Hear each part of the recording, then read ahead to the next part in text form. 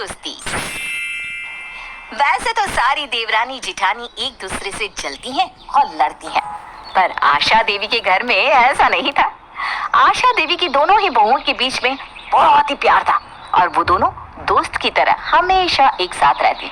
ऐसे ही एक दिन आशा देवी की बड़ी बहू रेखा पोहे बना रही थी और रसोई घर में आशा देवी की छोटी बहू कविता आती है।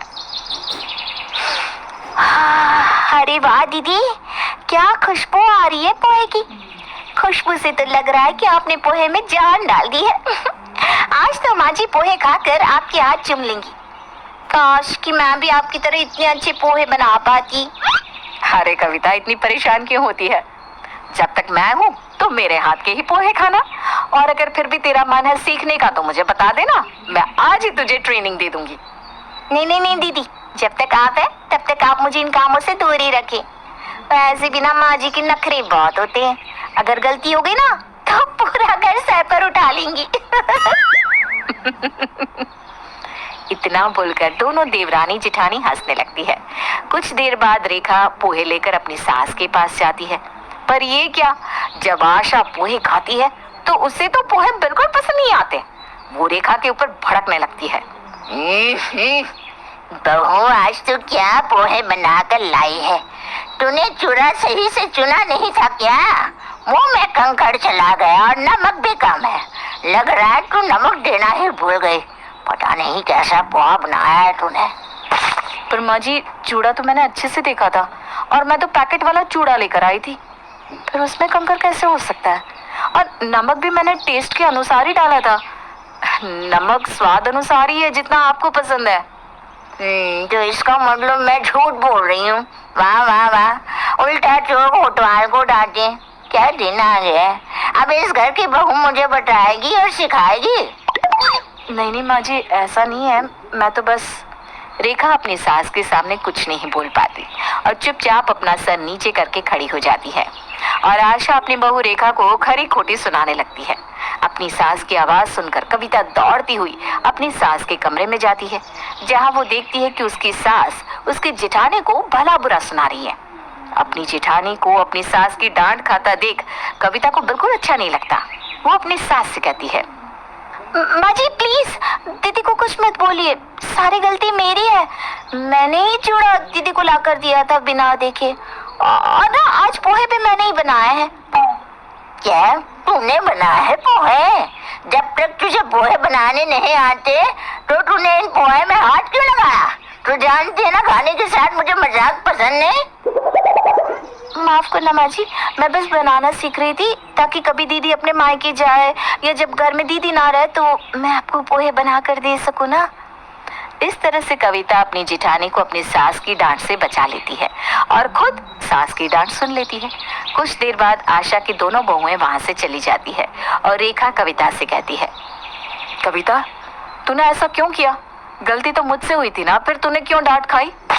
दीदी, जब मुझसे कोई गलती होती है तब आप भी तो मुझे बचा लेती हो ना, फिर मैं आपको कैसे डांट खाने देती? और वैसे भी ना पोहे बहुत अच्छे बने, पर पता नहीं क्यों आज माँ जी इतना भड़क रही है। ये सारी गलती ना उस कंकड़ की है, न जाने वो कंकड़ कब और कहाँ से आकर टपक गया। अच्छा छोड़, जो होना था वो तो हो गया, पर आगे से ना तू ऐसा दोबारा नहीं करेगी, समझी? मुझे अच्छा नहीं लगता तुझे डांट सुनते देख। रेखा और कविता के बीच में इतना ज्यादा प्यार था कि वो दोनों अक्सर एक दूसरे को बचा लेती जब भी आशा देवी उनमें से किसी एक को डांट रही होती। अब ऐसे ही कुछ दिन बीत जाते हैं। एक दिन कविता से रोटी जल जाती है। रोटी जलने की महक आशा देवी के नाक में चली जाती है। अब क्या था, आशा देवी को खाने के साथ जरा भी कॉम्प्रोमाइज करना पसंद नहीं था। वो जल्दी से रसोई घर में आती है और कविता पर बरस पड़ती है। कविता बहू, तुझसे एक काम नहीं होता। रसोई घर में एक रोटी का काम होता है और वो भी आज तूने जला दी। अरे मुझे बताएगी कि ऐसा कौन सा काम है जो सही से कर सकती है? नहीं नहीं माँ जी, कविता की कोई गलती नहीं है। आज मैं रोटी बना रही थी, वो आखिरी रोटी थी ना, तो मैंने गैस कम कर दिया और दूसरा काम करने लगी और उसमें इतना बिजी हो गई कि मेरा ध्यान ही नहीं रहा और रोटी जल गई। मुझे तो समझ में नहीं आता, जब तुम दोनों को एक दूसरे के काम करने आते ही नहीं तो एक दूसरे का काम करते क्यों हो? अरे मुफ्त में थोड़ी ना आता है घर में अनाज, इनके भी पैसे लगते हैं। पर तुम दोनों को क्या है, तुम्हें तो बस अनाज बर्बाद करने से मतलब है। आशा देवी हमेशा की तरह अपनी बहुओं को उनकी छोटी सी गलती पर इतना कुछ सुनाकर चली जाती है। आशा देवी अपनी दोनों बहुओं के काम में जितनी गलतियां निकालती और उन दोनों को जितना भला बुरा सुनाती, उतना ही उसकी दोनों बहुओं के बीच में प्यार बढ़ता जाता और वो दोनों तो एक दूसरे की दोस्त बनकर रहते। ऐसे ही एक दिन आशा से मिलने उसकी पड़ोसन कोमोलिका आती है। अरे कोमोलिका बहन, क्या बात है, बहुत दिनों बाद आई हो मेरे घर। क्या करूं आशा बहन, कामों से फुर्सत नहीं मिलती। मेरी कौन सी बहुएं हैं जो घर में काम करेगी। मेरी तो 2 बेटियां थी, अपने ससुराल चली गई। अब सब कुछ मुझे ही देखना होता है। आज टाइम मिला तो सोचा कि तेरे बहू की हाथ की चाय पीने आ जाऊं। बहुत तारीफ सुनी है मैंने तेरी बहू की। ना है क्यों नहीं, बैठ आराम से, अभी रेखा को बोल देती हूँ, हमारे लिए चाय बना कर ले आएगी। इतना बोलकर जैसे ही आशा रेखा को आवाज देती है, रेखा जल्दबाजी में बाहर आती है और रेखा के पल्लू से टेबल पर रखा महंगा कांच का वाज टूट कर गिर जाता है।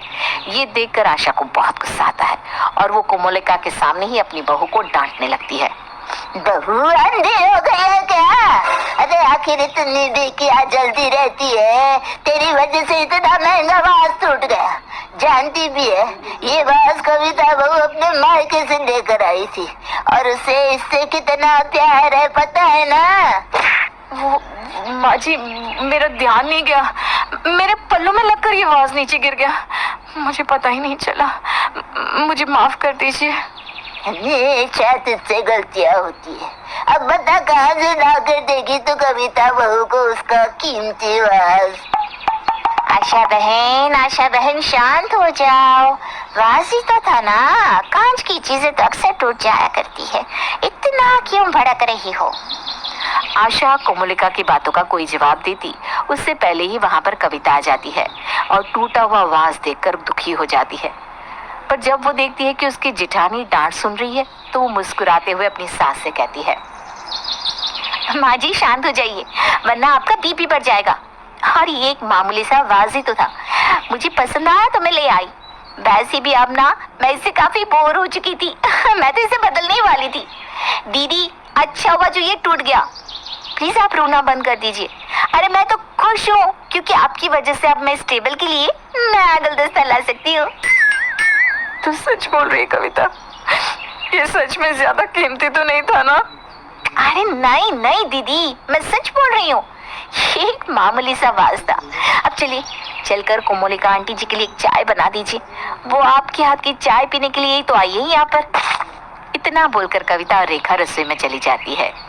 कविता और रेखा के बीच की दोस्ती और प्यार देखकर कोमोलिका आशा से कहती है, आशा, तेरी दोनों बहुओं में कितना प्यार है, दोनों बिल्कुल दोस्त की तरह रहती हैं। पर फिर भी तू हर समय गलतियां निकालती है और अपनी बहुओं को सुनाने का मौका ढूंढती रहती है। मैं जानती हूँ कोमलिका, और इसीलिए मैं जानबूझकर गलती निकाल कर अपनी बहुओं को डांटती हूँ ताकि उनके बीच का प्यार इसी तरह बना रहे, उनके बीच कभी कोई मनमुटाव ना हो